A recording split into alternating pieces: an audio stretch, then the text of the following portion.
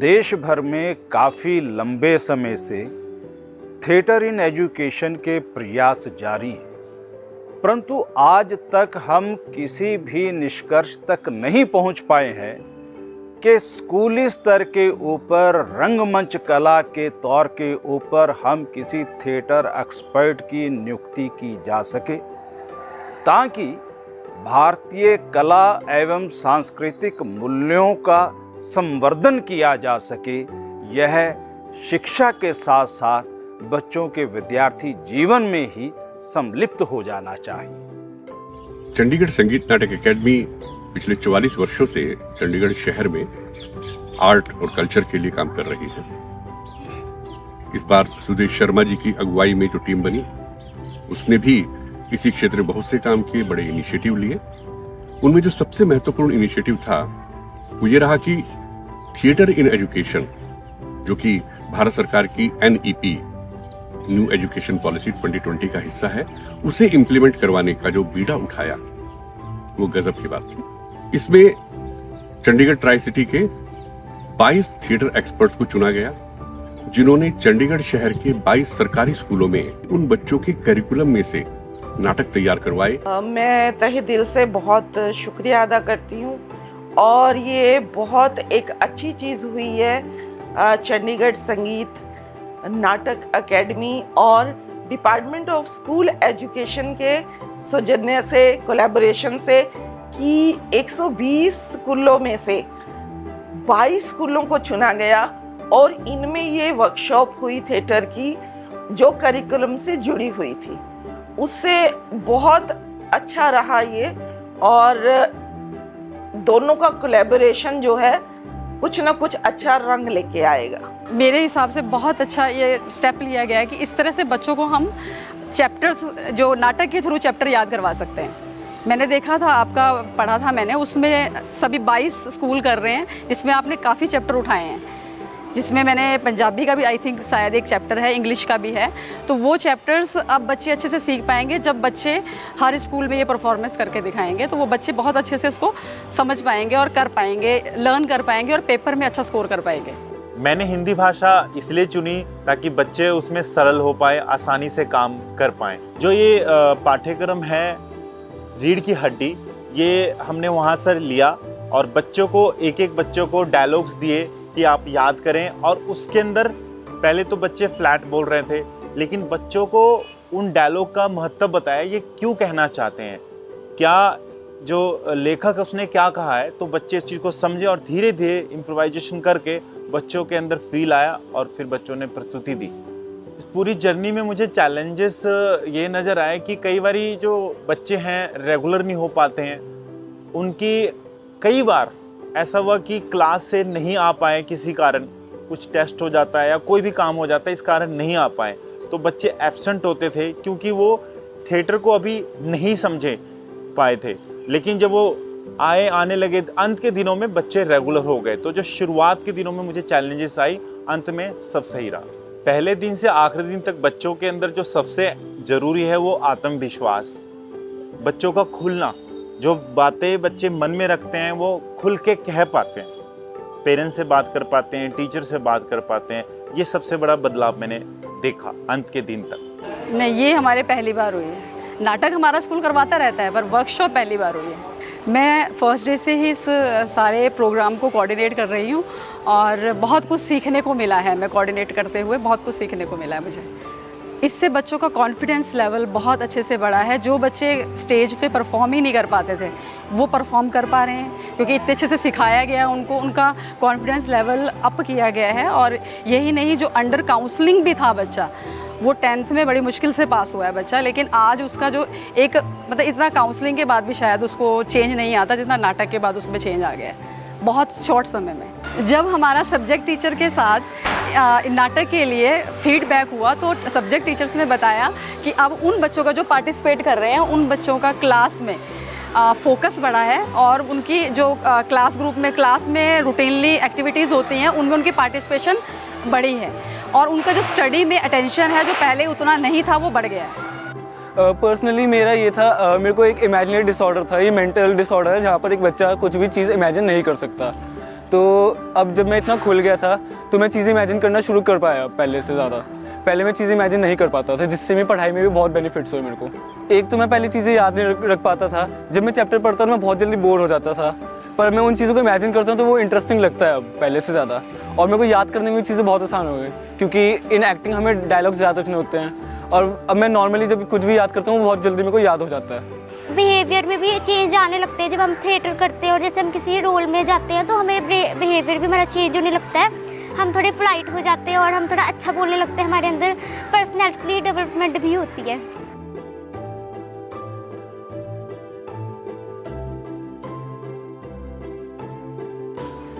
हाय नेहा। हाय स्नेहा, कैसी हो तुम? मैं अच्छी हूँ, तुम कैसी हो?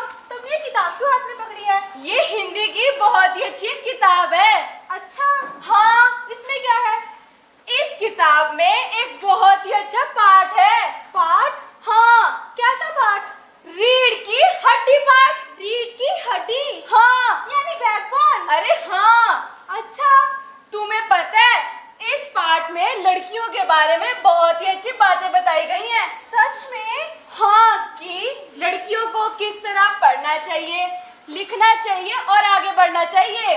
सच में सब कुछ है उसमें? हाँ, और तुम देखना इस रीढ़ की हड्डी पाठ में से किस तरह किरदार बाहर आएंगे। अच्छा। हाँ, तुमने ये पाठ पढ़ा नहीं क्या? नहीं तो। मैंने तो पढ़ा है। देखो, अब ना ही तुमने ये पाठ पढ़ा है तो सोचो, अगर हम इस पाठ का नाटक कर दे तो? क्या नाटक? हाँ, ये संभव है? अरे बिल्कुल संभव है। फिर तो बहुत मजा आएगा ना? अरे बहुत मजा आएगा, तुम्हें ये पाठ बहुत आसानी से समझ भी आ जाएगा। मैं तो बहुत एक्साइटेड हूँ। अरे मैं भी बहुत एक्साइटेड हूँ। चलो चलते हैं। चलो देखते हैं। चलो। नमस्कार दोस्तों, कैसे हैं आप सब लोग? जैसा कि आपने देखा ही होगा कि दो लड़कियां किसी पाठ के बारे में बात कर रही थी, जो कि एक 9वीं कक्षा का पाठ है, रीढ़ की हड्डी। अब आप सोचिए कि अगर हम उस पाठ को एक नाटक के रूप में प्रस्तुत कर देंगे तो कैसा रहेगा? क्या आप देखना चाहते हैं? आप सब देखना चाहते हैं? मुझे पता है कि आप सबको देखने की जिज्ञासा हो रही है, तो चलिए पेश करते हैं हम आपके सामने 9वीं कक्षा का पाठ, रीढ़ की हड्डी। ठुमक ठुमक जब हिंदी छे तू पहाड़ी पटमा, छम छमा पायल घुंघरू बाजरी तर कुटमा, लाल तर कंगन हाथ में चूड़ी छड़हरा, हाय चुनरी तेरी, ओए हाय चुनरी तेरी, चमकनी गुलाबी सरारा। हैं?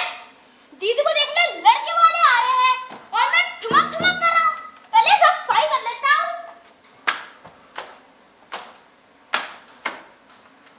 आज मैं इतनी अच्छी सफाई करूंगा, इतनी अच्छी सफाई करूंगा, सब साफ कर दूंगा।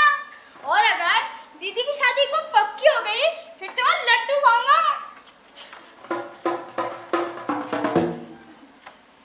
रतन, रतन, अरे ओ रतन। जी साहब जी।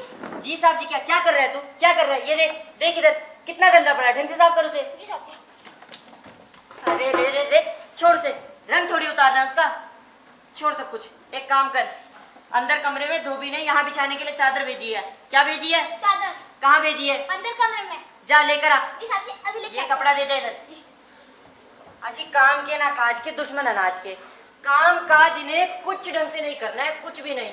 और मालिक तनख्वाह टाइम पर चाहिए, मालिक खाना टाइम पर चाहिए, बस क्या करें। अरे प्रेमा, प्रेमा, अरे ओ प्रेमा। अरे अरे अरे, क्या हो गया? क्यों चिल्ला रहे हो? क्या जरूरत पड़ेगी धोती की इस वक्त? क्या क्या क्या धोती की जरूरत? यही तो कह के आ रहा है वो रतन। कहाँ है? कहाँ है? साथी, ये क्या लेकर आया तू? अपनी धोती। अरे तेरे कानों में डांट घुसी है क्या? सुनाई नहीं पड़ता तुझे? क्या बोला था? क्या बोला था तुझे? यहाँ के लिए चादर लेकर आ। क्या लेकर आया तू? साथी धोती। धोती लेकर जैसे। इधर आ। जी मालकिन। मंदिर वाली कोठरी है ना जी, बहुत धुले हुए साफ कपड़े आए हैं धोबी के यहाँ से, वहाँ से एक साफ चादर उठा ला जा। जी अभी लाया। रतन, रतन। अरे अब क्या हुआ? अब क्या हुआ? मालिक तू है, मैं हूँ। कौन है मालिक? मालिक कौन है? जी आप ही हैं। आप ही है। यहाँ हारमोनियम लेकर आ यहाँ के लिए बीवी जी के कमरे से। क्या लेकर आएगा? हारमोनियम कहाँ के लिए लाएगा? यहाँ के लिए बीवी जी के कमरे से। जल्दी जा जल्दी। जी। खतरे देखो। हारमोनियम का क्या करोगे जब तुम्हारी लाडली बेटी मुंह फुलाए बैठी है ऊपर? क्या मुंह फुलाए बैठी है? और तुम किस मर्द की दबाओ? तुम भी तो माँ हो उसकी, समझाओ उसे। अरे तो मैं क्या करूं? सारी जिद करके हार चुकी हूँ, मेरी बात सुन के राजी नहीं है वो। अपना जमाना ही अच्छा था, वर्णमाला पढ़ ली, क ख ग गिनती सीख ली, और अगर ज्यादा ही हुआ तो स्त्री संबोधनी की किताब पढ़ ली। सच पूछो ना तो स्त्री संबोधनी में ऐसी ऐसी बातें लिखी हैं, ऐसी ऐसी बातें लिखी कि तुम्हारी ये आजकल की वो अजी वो क्या है वो बीए में क्या है उसके आगे। और आजकल देखो काउंसलिंग पे काउंसलिंग, काउंसलिंग पे काउंसलिंग, और काउंसलिंग के बाद भी ना जाने एडमिशन हो या ना हो। आजकल के तो लक्षण ही अनोखे हैं। अच्छा जी, रेडियो होता है ना, रेडियो दो प्रकार का होता है जी, दो। एक तो ये मनुष्य का बनाया हुआ, जिसे जब चाहे बजा दो, जब चाहे रोक दो। और फिर आता है ये भगवान का बनाया हुआ जी। एक बार ये बज गया ना तो इसे रोकना तो बस क्या बताएं। तुम्हें तो ना जब देखो बस ये ठिठोलियां सूझती हैं। ये तो है नहीं अपनी उमा को राह पे ले आओ। मुझे क्या इनसे कुछ नहीं होने वाला है। अरे मेरी माँ, ले आऊंगा, उमा को भी राह पर ले आऊंगा। तुम बैठो, तुम गुस्सा मत करा करो। तुम ये बताओ, तुमने उमा को तैयार तो कर दिया ना? उमा को तैयार? तुम्हारी बेटी मेरी बात सुन के राजी भी है? ये सारा ये मेकअप का सारा सामान लेके आई थी मैं, ये क्रीम, पाउडर, काजल और ये ब्लशर, पता नहीं क्या क्या, पर वो सब लगाने से मुकर चुकी है। मेरी बात सुन के राजी ही नहीं है। मैं तो ना तुम्हारी इस लड़की से सच पूछो तो बस तंग आ चुकी हूँ। उफ़ो, अलग ही बिटिया है मेरी। यहाँ ये आजकल की लड़कियों को देखो, इनकी वजह से क्रीम पाउडर की फैक्ट्रियां चल रही हैं, फैक्ट्रियां, और उसे क्रीम पाउडर ही नहीं लगाना। अरे मैं तो तुम्हें पहले ही कहती थी ये मैट्रिक ही पास करवाओ और घर बिठाओ, पर नहीं, तुम्हें तो उसे ये बीए में करवा के ये पढ़ा लिखा के अपने सिर चढ़ाना था। अब लो, देख लो, भुगतो। चुप, तुम्हें पहले ही कहा था उनके सामने जिक्र थोड़ा और ढंग से होगा, मगर तुम्हारा तो अपनी जुबान पर काबू ही नहीं है। सब उगल दोगी उनके सामने। ठीक है, नहीं बोलूंगी। मुझे बस मेरा काम बता दो। उफ़ो, तुम बैठो, तुम खुद गुस्सा मत होया करो और मुझे भी गुस्सा मत दिलाया करो। तुम ये बताओ, तुमने खाने पीने की तैयारियां कर ली ना? खाने पीने की तो सारी तैयारियां हो ही गई हैं। हो गई? हाँ, नाश्ता तैयार है। वो नाश्ता तैयार है। वो मिठाई तो ज्यादा खाएंगे नहीं। अरे क्यों नहीं खाएंगे? शुगर थोड़ी है उन्हें। अगर रिश्ता पक्का हो गया तो ढंग से खाएंगे। होगा तब ना। अरे तुम ना शुभ बोलो। और अपना बिस्किट है। बिस्किट है? हाँ, नमकीन अच्छा। भी है। नमकीन भी है। दूध वाला दूध दे गया था, चाय घर पे बन जाएगी। हाँ, चाय तो बन जाएगी। और सोचो, अगर तुम कुछ भूली ना तो देख लेना। तो क्या? तो क्या फिर जो भूली होगी वो ले आएंगे। और क्या? अरे सोचो। और क्या ही बचा होगा? अरे वो मक्खन। क्या? मक्खन, वो तो मैंने मंगवाया नहीं उस रतन से। यार, अरे तुम्हारी बुद्धि भ्रष्ट हो चुकी है क्या? तुम्हें समझ नहीं आता एक बार में? क्या बोला था तुम्हें? माखन पहले ही मंगा लेना। मगर तुम तो ना बस, अब कौन जाएगा इतनी दूर माखन लेने? तो इसमें इतना चिल्ला क्यों रहे हो? चिल्लाने की क्या बात? रतन ले आएगा माखन। चिल्लाने की क्या बात? कितने काम करेगा वो बेचारा रतन भी।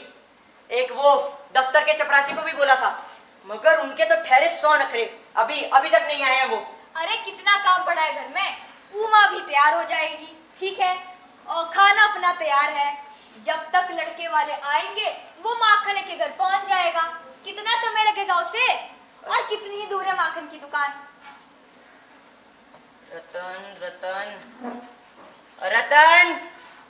रतन। जी साहब जी। आजा बेटा, तूने माखन की दुकान देखी है ना? अब हम आपको क्या बताएं साहब जी, हमने पूरी दुनिया देखी है, पूरा संसार देखा है, बस आपकी माखन की दुकान ही देखी। अरे तूने बस बातें मारनी सीखी हैं। तू किसी से पूछ के जा, चाहे कैसे भी जा, मैं नहीं जानता हूँ। 5 मिनट में माफिन चाहिए मुझे। साहब जी 5 मिनट में? अरे कितने मिनट में लाएगा? साहब जी 5 मिनट में। जल्दी जा। नखरे देख लो इसके।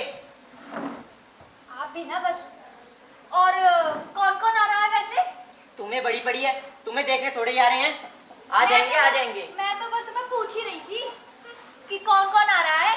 अरे तुम्हें बताया तो था, एक वो बाबू गोपाल प्रसाद और एक उनका बेटा। तुम्हें सच बताऊं ना तो बहुत गुस्सा आता है इनकी सोच पर मुझे। खुद तो वकील हैं, बेटे को मेडिकल की पढ़ाई करा रहे हैं। अजी आप बताइए, आप भी बताइए, तुम भी बताओ। और कहते हैं कि लड़की चाहिए कम पढ़ी लिखी। ये कोई बात बनी? बात बनी ये कोई? और वो लड़का? लड़का? अजी जी, बाप शेर तो बेटा सवा शेर। क्या ही बताएं। पता है क्या कहता है? पढ़ाई की बात अलग है और तालीम की अलग। ये अपने लखनऊ में तो मेडिकल की पढ़ाई कर रहा है। मेरा बस चले ना तो ऐसे 100 बाप बेटे को मैं भी ना बस। अरे इधर आ, तू माखन लेने नहीं गया? साहब जी बस जा ही रहा था, वो अंदर कुछ हमसे काम रह गया था। मुझे सारे काम पता है तेरे, जल्दी जा। अरे अरे मारते क्यों बेचारे को, आराम से बोलो। हाँ जी जी जी जी जी, सही कहती हैं आप। मैं तो भूल गया था ना, आपने तो सर पर चढ़ाना है उसे। नहीं मारूंगा जी, नहीं मारूंगा। काम देख लो उसके, अभी तक नहीं गया था माखन लाने के लिए। अरे ले आएगा, थोड़ा सब्र तो रखो। सब्र रखो, इसे बिछाओ ढंग से। वो कुर्सी कौन ठीक करेगा? सब मैं ही कर दूं ना।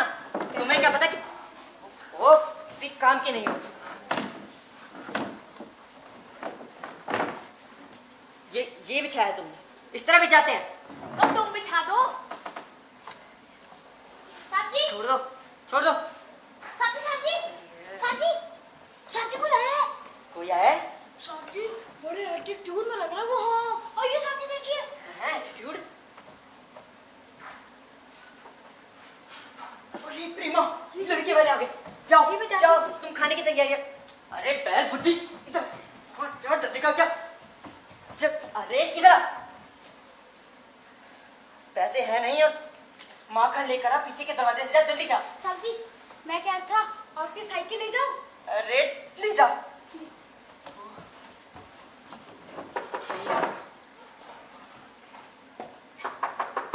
जी आ गया, आ गया।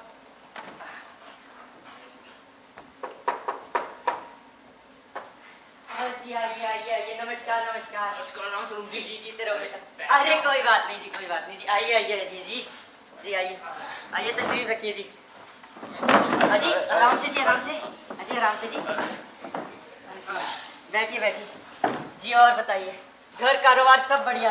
राम स्वरूप जी सब बढ़िया चल रहा है, सब बढ़िया। आप बताइए, आपका घर कारोबार सब मजे में है ना? जी कृपा है, बस आपकी कृपा है। आपको आने में कोई तकलीफ तो नहीं हुई ना? तकलीफ नहीं। अरे क्या बताया राम स्वरूप जी आपको, हमने जैसे ही टांगे वाले को बोला हमें राम स्वरूप के घर जाना है, पता है क्या बोलने लगा? क्या बोला जी? बाबूजी राम स्वरूप का घर ही पास में है, मैं आपको 5 मिनट में छोड़ दूंगा। अरे राम स्वरूप जी, उसके बाद हमें सीधा ही लाके पटक दिया। कमाल बात है, सब जानते हैं आपको यहाँ पर। बड़ी जान पहचान बना रखी है आपने। जी बस कृपा है, आपकी कृपा है। अरे बेटा तुम बताओ, तुम कैसे हो? मैं ठीक हूँ अंकल जी, आप बताओ आप कैसे हो? हम भी ठीक है जी, हम भी ठीक हैं। और तुम कितने महीने की छुट्टियों पर आए हो? जी वो कॉलेज की छुट्टियाँ तो नहीं थी, अच्छा। बस वीकेंड पे चले आए। वीकेंड पर चले आए? जी अरे राम स्वरूप जी मैं समझाता हूँ आपको। हाँ जी। अभी अपना 15 अगस्त आने वाला है, हाँ जी। उसके बाद फ्राइडे की छुट्टी ले ली अच्छा। और सैटरडे संडे वैसी छुट्टी रहेगी। हाँ हाँ हाँ हाँ। और फिर रक्षाबंधन भी आने वाला है। ओह जी जी जी जी। अब इतनी छुट्टियां, हमने सोचा लगे हाथ बेटे की शादी अब पक्की कर ही देते हैं। फिर बेटे को वापस जाके मेडिकल का कोर्स भी तो पूरा करना है। अच्छा जी जी, ये क्या बोला अभी आपने? अपना ये छुट्टियां नहीं, ये छुट्टियों के बाद मेडिकल का कोर्स। हाँ जी, ये मेडिकल का कोर्स हाँ, बेटा बेटा जी। सुनो तो, ये तुम्हारा कोर्स कितने समय का रह गया है? जी यही करीबन 1-2 साल। क्या क्या? 1-2 साल? अजी वो मैं 1-1.5 साल का मार्जिन लेके चलता हूँ ना। मार्जिन? जी। बैठ जा बेटा, बैठ। अरे मैं हूं ना रामस्वरूप जी, मैं समझाता हूँ आपको। ये जो शंकर है ना, एक साथ बीमार पड़ गया। ओहो बेटा क्या हुआ था? अरे मैं बता रहा हूँ ना आपको, सुनिए तो आप। अरे वो होते नहीं उबले हुए मैदा। उबले हुए मैदा? अरे मोमोज जी। हाँ हाँ जी। ये बाहर का खा लिया इसने और फिर वही तबीयत खराब। जी जी जी। और एक हमारा जमाना हुआ करता था, स्कूल से आते थे दर्जनों कचौड़ियां खा लेते थे, और जब खाना खाने बैठे वैसी की वैसी भूख। क्यों रामस्वरूप जी? अजी पूछिए मत, जमाना ही अलग था, जमाना ही। ये अपने 1 पैसे में कितनी कचौरियां आ जाती थी? सब याद है रामस्वरूप जी, सब याद है। 4 पैसों में दर्जनों कचौड़ियां आ जाती थी, वो भी गर्मा गर्म, और 1 पैसे में हजम करने की ताकत रखते थे। और इन्हें देख लो, कोई बात। अरे इनके स्कूल में इतने तरीके के खेल आ गए हैं। कितने तरीके के? ये अपना एक हो गया, हाँ वो एडमिंटन। एडमिंटन? हाँ जी एडमिंटन।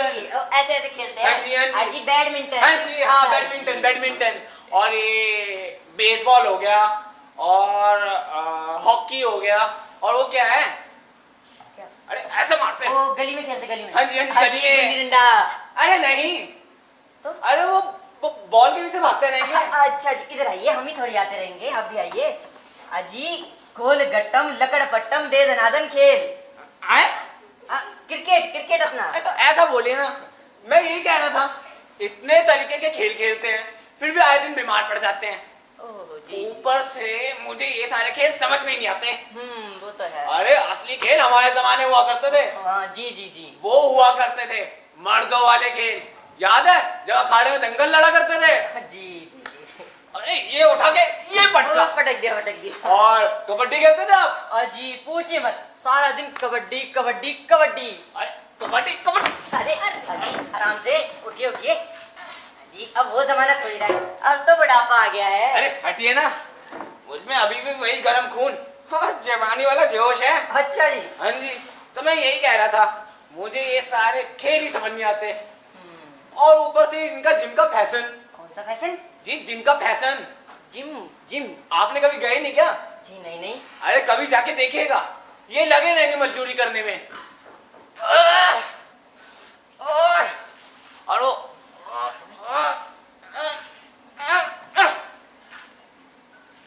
रामस्वरूप जी, रामस्वरूप जी। अजी अरे जी क्या कर रहे हैं जी, हमने पहले ही बोला था, वो जमाना थोड़ी रहा है। तो मैं यही कह रहा था कि मुझे ये सारे फैशन वगैरह समझ में ही नहीं आते। ये जिम का फैशन पता नहीं क्या है जी। आप ही बताइए, बंदा महीना भर मजदूरी करता है जाके, अच्छा, और ये तनख्वाह लेने की जगह दे के आ जाते हैं। है? हाँ जी। अरे पिताजी आपको क्या पता जिम के ट्रेंड का? अरे चुप कर। चीज का बेटा ट्रेंड? अरे छोड़िए भाई साहब, अजी पढ़े लिखे बालक है, हमसे ज्यादा ही जानते होंगे। अरे हम भी वकील हैं, हमने भी लॉ पढ़े, लॉ। हाँ नहीं तो। अच्छा हाँ, वैसे रामस्वरूप जी, जी वो एक खबर थी जो हमारे कानों में उड़ती उड़ती आई है। ये बस खबर है जो हमें लोगों से मिली है। जी कैसी खबर? यही कि आपकी जो बेटी है वो मैट्रिक से आगे पढ़ी। जी जी कैसे अपशब्द निकाल रहे हैं आप? जी नहीं नहीं नहीं नहीं नहीं, हमने तो ये क्या क्या बोला? मैट्रिक? हाँ, ये मैट्रिक से बड़ी मुश्किल से पास करवाया जी। ये सही बात बोली रामस्वरूप जी आपने, हमारे विचार कितने मिलते जुलते हैं। जी जी। अरे अब तुम पक्का समझी बनेंगे। क्या बात करिए। अरे अब देखिए ना, हाँ जी। कुछ लोग मुझसे कहते हैं। क्या कहते हैं? अरे यही कि अपने बेटे को मेडिकल की पढ़ाई करा रहे हो तो कम से कम बहू तो ग्रेजुएट लाओ। हाँ जी। अरे कोई नकल के ठेकेदारों से पूछे क्या लड़कों की पढ़ाई और ये लड़कियों की पढ़ाई कोई एक बात तो है नहीं। आप ही बताइए, कोई एक बात है ये? नहीं नहीं नहीं जी, ये एक बात है, एक बात। हाँ जी, ये लड़कों का काम होता है पढ़ना लिखना और काबिल होना। अगर लड़कियां भी ये सब करेंगी, ये अंग्रेजी अखबार पढ़ेंगी और ये पॉलिटिक्स वगैरह में अपने विचार प्रकट करने लगी तो गृहस्थी कौन देखेगा? अरे लड़कियों का काम ही क्या है? बर्तन धोने हैं, कपड़े धोने हैं, और ये क्या कहते हैं उसे, और वो डस्टिंग करनी है। अरे पिताजी खाना भी तो बनाना होता है। हाँ खाना भी बनाना है। ये सब घर की औरतें नहीं देखेंगी तो हम जैसे मर्द देखेंगे? अरे रामस्वरूप जी देखे, मेरा मानना आम सी बात है, मोर के पंख होते हैं।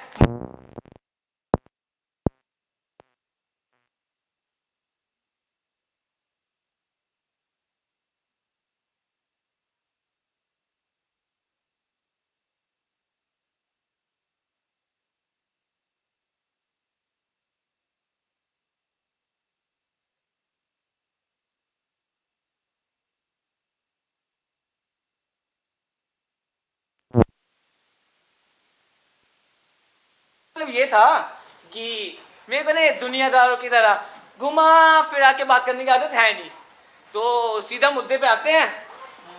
मुद्दे पे आते हैं। हाँ, मुद्दा बिजनेस का। जी बिजनेस। हाँ जी, बिजनेस। बिजनेस अच्छा जी, बिजनेस बिजनेस। आप रुकिए, मैं खाना लेकर आता हूँ। रुकिए इधर आइए, इधर आइए, बैठिए, आप पहले बैठिए। ये आप जो नाश्ते की तकलीफ है क्यों ले रहे हैं? जी कैसी तकलीफ? हमारे तो भाग खुले, आप हमारे घर आए, वहां से लेकर यहाँ तक चल के आए, अब खाना वाना खाए जाएंगे, ऐसे अच्छा नहीं लगता है। देखिए राम स्वरूप जी, जैसा मेरा काम है वैसा आपका भी तो काम है। अजी नहीं नहीं, आप तो वकील हैं। आप रुकिए रुकिए, मैं लेकर। अरे बैठिए। अजी रुकिए रुकिए रुकिए रुकिए रुकिए ना, रुकिए, मैं लेकर आ रहा हूँ। आप रुकिए। गए क्या? अरे पिताजी, आप खाने को क्यों मना कर रहे थे? एक तो घर से भी नहीं खा कर आए, ऊपर से इतनी भूख लग रही थी, और एक आपको कि खाने को ही मना करी जा रहे हो। इसे चुपचाप को खाना खिलाओ। अबे शादी तय करने आए, एक बारी हो जाने दे शादी पक्की, फिर क्या खाता रही हूँ यहाँ। आप कौन सा रोज रोज आने दोगे? चुप कर तू, चुप कर। घर बड़ा अच्छा सजा रखा है जी। पर्दे लगा रखे हैं मस्त से। हाँ जी। और देख रहे हो वुडन फ्लोरिंग। जी जी। खर्चा पूरा किया है। मुझे तो लगता है एफडी चुड़ाई है। अरे जो मर्जी किया, हमें क्या लेना देना। पापा पापा, वाह क्या है? वाह क्या? बड़ा सुंदर है। अरे झूमर कहते हैं। मुझे तो ये समझ नहीं आता, तुझे इतना पढ़ाने लिखाने का फायदा क्या, जब ये नहीं पता ये झूमर है। अरे मुझे तो चाइनीज लग रहा। क्या लग रहा है? चाइनीज।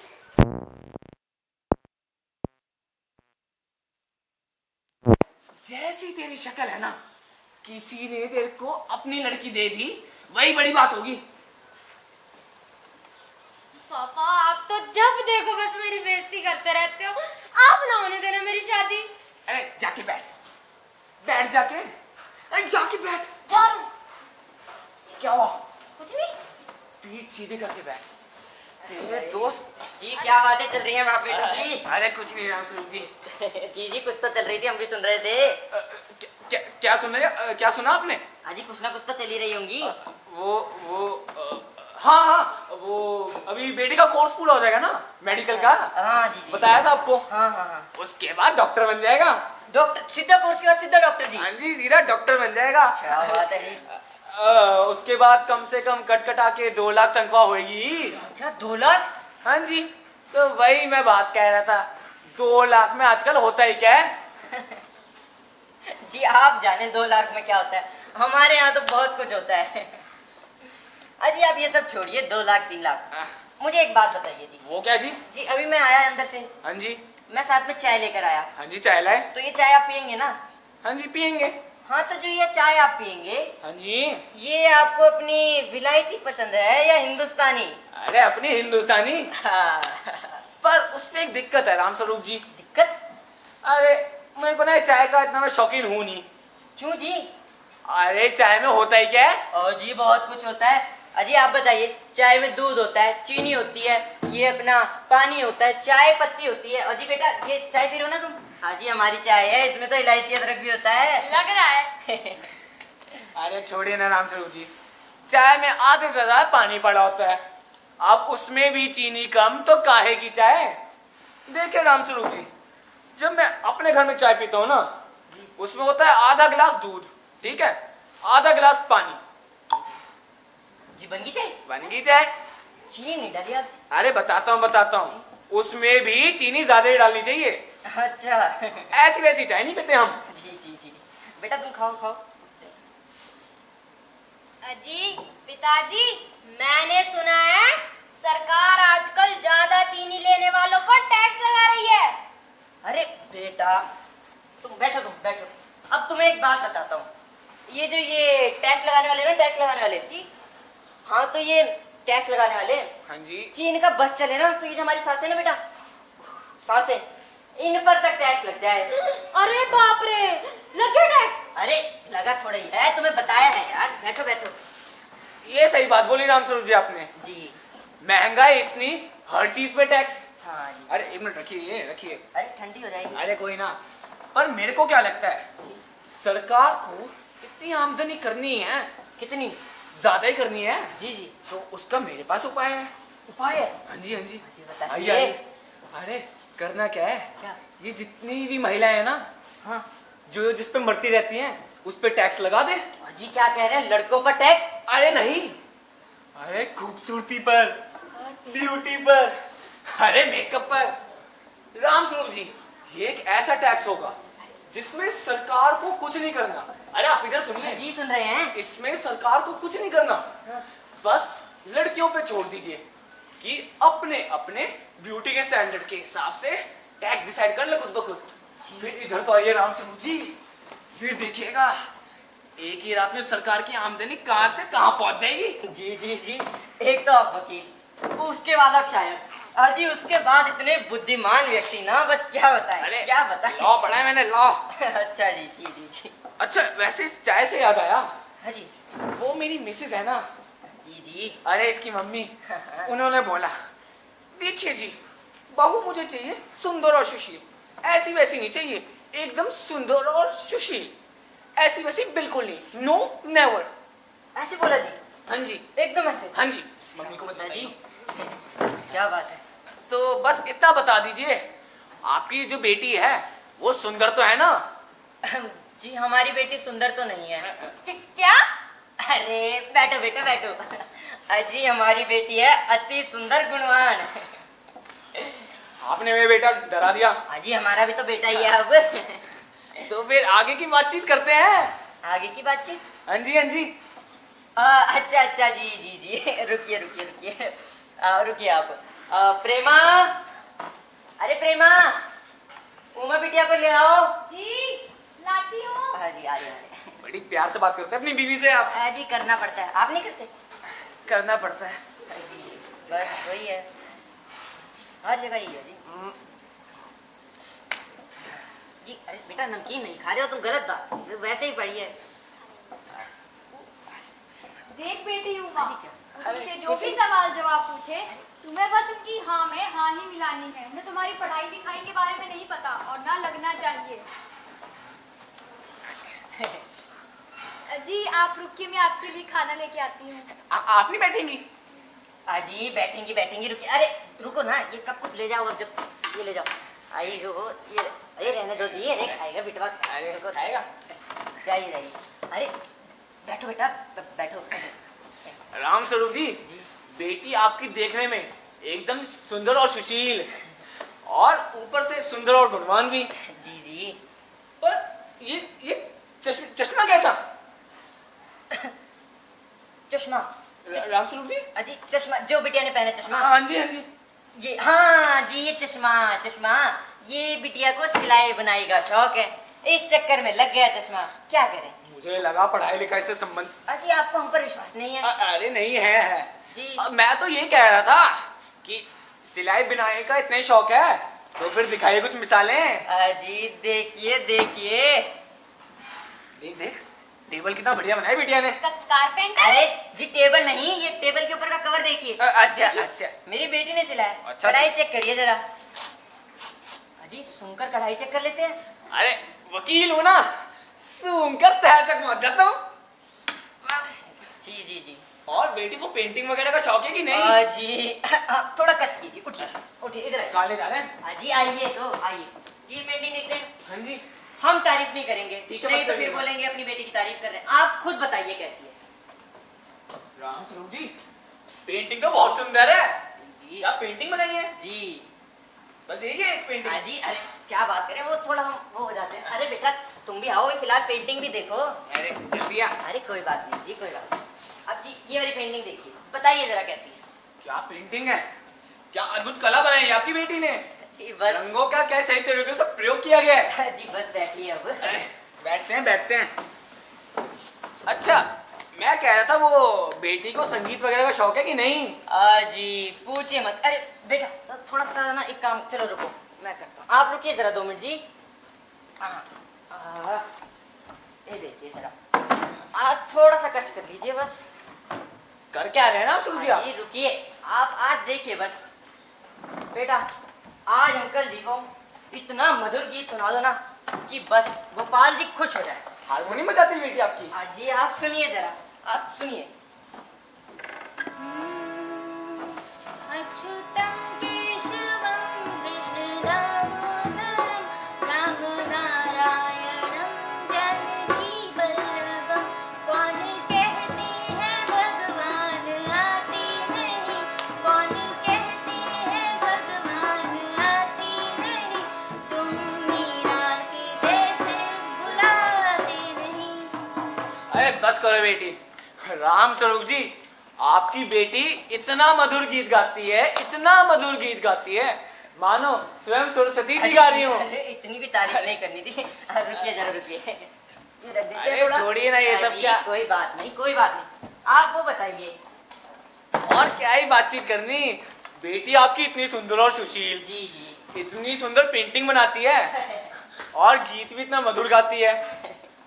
अच्छा हाँ, इन सब के बीच में एक चीज पूछना भूल गया। जी पूछिए। रुकिए बेटी, तुम्हारी अचीवमेंट्स वगैरह क्या है? जी अचीवमेंट्स तो क्या बताएं। अरे रुकिए राम स्वरूप जी, आपसे इतनी देर बातचीत कर ली ना, अब अपनी बेटी को भी बोलने का मौका दे दीजिए। जी हमें भी सुरीली आवाज सुनने का मौका दीजिएगा। जी जी जी बोलो बेटी। अच्छा उमा बेटा, बेटा बोलो। बोल क्यों नहीं रही? बोलो बेटा। उमा, तुझे आज बोलना होगा, तुझे अपने हक के लिए लड़ना होगा, तुझे अन्याय के खिलाफ लड़ना होगा। ये लोग तेरे पढ़ने लिखने को गलत मानते हैं। अगर तू आज नहीं बोली तो इसी तरह लड़कियों और लड़कों की पढ़ाई में भेदभाव किया जाएगा। तुझे बोलना होगा, तुझे उन लाखों लड़कियों की आवाज बनना होगा, तुझे बोलना होगा, आज नहीं तो कभी नहीं, तुझे बोलना होगा, तुझे बोलना होगा।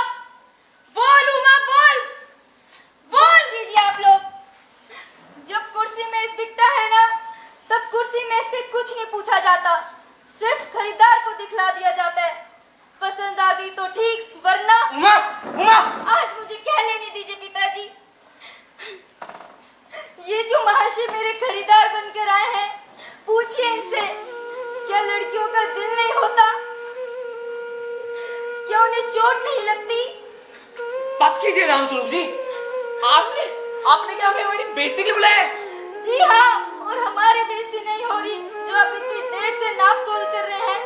पूछिए अपने लड़के से, कैसे लड़कियों के हॉस्टल के इर्द गिर्द घूम रहा था और वहाँ से कैसे भगाया गया था। नहीं पिताजी, ये झूठ कह रही है। रुक शंकर, लड़कियों के हॉस्टल? तुमने कॉलेज पढ़ा है? जी हाँ, मैं कॉलेज पढ़ी हूँ, मैंने बीए पास किया है, कोई पाप तो नहीं किया। आप बताइए मैंने कोई पाप किया है या कोई चोरी की है? पूछिए अपने लड़के से, कैसे वार्डन के पैर पकड़कर मुंह छिपाकर भागा था। मुझे अपनी इज्जत का ख्याल तो है। राम स्वरूप जी, आपने हमें धोखा दिया है। आपने कहा था आपकी बेटी बस मैट्रिक पास है, पर ये बीए पास निकली। हम यहाँ रुक के अपनी और बेइज्जती नहीं कराएंगे। हम यहाँ से जा रहे हैं। चल बेटा शंकर। चलिए पिताजी। जी हाँ, जरूर जाइए, लेकिन घर जाकर ये पता कीजिएगा आपके लाडले बेटे की रीढ़ की हड्डी भी है या नहीं। यानी बैकबोन।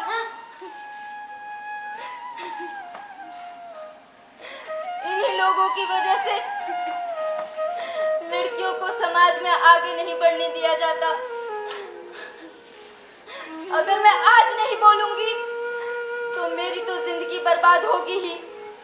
न जाने मेरी जैसी कितनी हजारों लड़कियां अपनी आवाज दबा लेगी। मैं उन सब हजारों लड़कियों की आवाज बनकर बोलूंगी और उन सब के खिलाफ खड़ी होंगी जो लड़कियों को बोझ मानते हैं, उनके पढ़ने लिखने को गलत मानते हैं।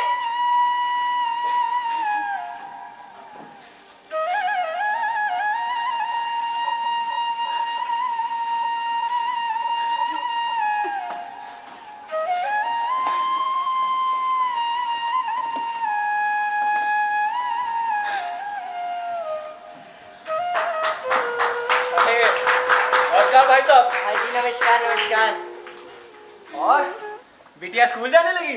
जी जी, स्कूल जाने लगी है। अरे वो सब तो ठीक है, पर ध्यान रखिएगा ज्यादा पढ़ लिख के बिटिया कहीं हाथ से ना निकल जाए, ध्यान रखिएगा।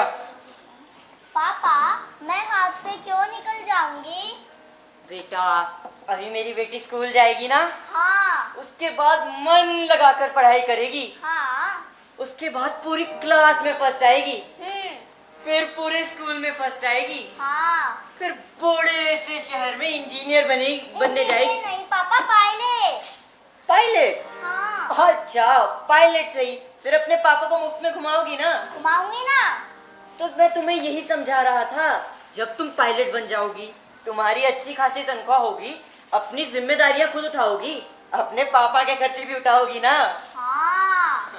तो जब तुम इतनी जिम्मेदार बन जाओगी, घर कारोबार उठाने लगोगी, सब कुछ समझने लगोगी, तब अपने पापा के हाथ से तो निकल ही गई ना।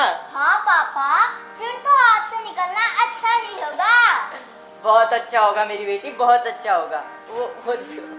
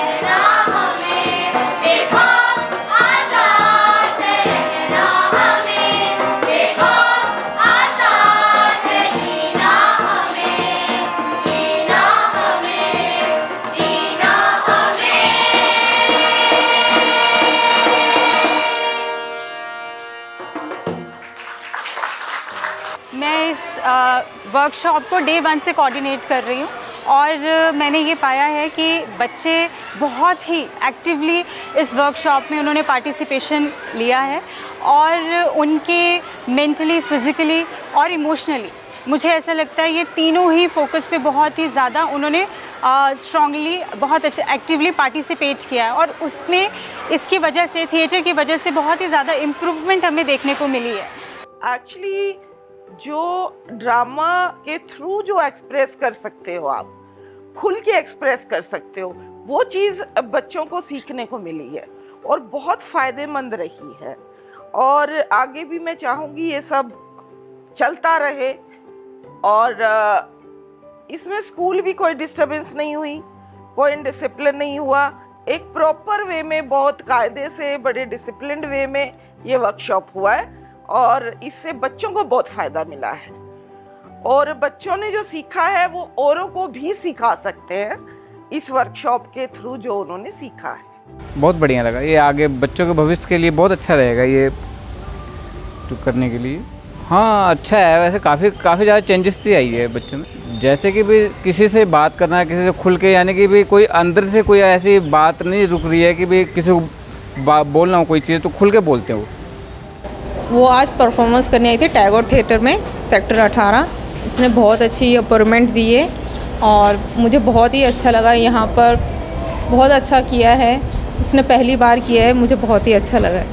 मैंने लगभग सभी 22 नाटक देखे हैं और मैं अब समझता हूँ कि सभी का प्रयास बहुत ही सराहनीय था और मैं सभी को बहुत बहुत आशीर्वाद देता हूँ। इस कार्यक्रम में भाग लेने के लिए और एक सफल मंचन करने के लिए मैं स्कूल, उनके प्रधानाचार्य, उनके अध्यापकगण, विद्यार्थियों, उनके अभिभावकों और इस कार्यक्रम से जुड़े सभी लोगों को इस सफल प्रस्तुतिकरण के लिए बहुत बहुत बधाई देता हूँ। शहर के सभी स्कूलों के प्राध्यापक, अध्यापक, बच्चों के अभिभावक तथा विद्यार्थियों ने इस कार्यक्रम की खूब सराहना की तथा सबने यह माना कि बच्चों के विकास और उज्जवल भविष्य के लिए रंगमंच कला की प्रतिभा और इसका प्रशिक्षण होना यह अनिवार्य है।